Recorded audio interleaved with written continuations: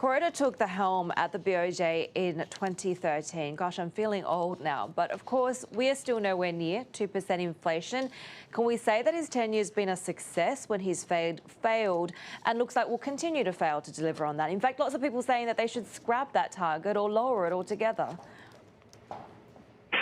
Yes, indeed. I think if we look at the 2% as the only yardstick to measure Kuroda's performance on, we have to say it's a failure. I mean, the BOJ is predicting that inflation won't be at 2% even when Kuroda leaves in April 2023. That's a decade of failure.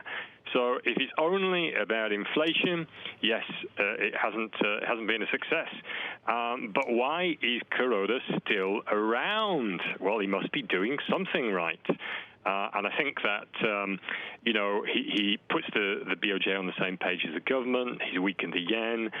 Corporate profits have been up. That's helped. It's also helped prop up stocks, kept markets calm. He looks a very steady hand for markets and investors. And, of course, he's kept government borrowing costs down with that yield curve control that you just mentioned, which was the replacement to his earlier quantitative easing.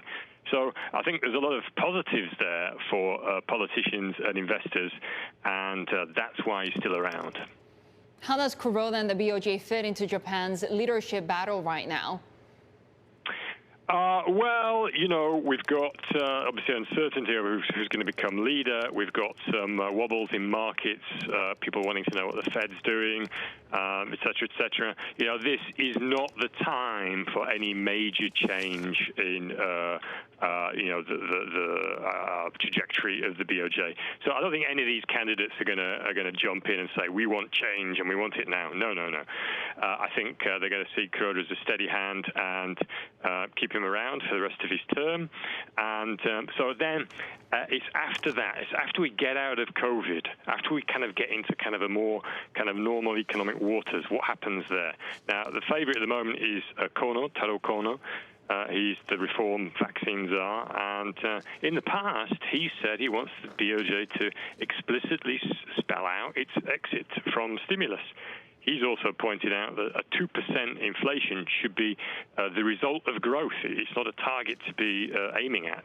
So his idea going forward might be a more conservative governor to come in. Some of the other candidates have also hit on this idea that there's, downside to Abenomics and this idea of aiming for 2% inflation. I would say out of the candidates, Sanae Takeichi is the most gung-ho on 2% inflation. She also is talking about an employment element for the BOJ, which could mean a change of mandate that she's thinking of going ahead.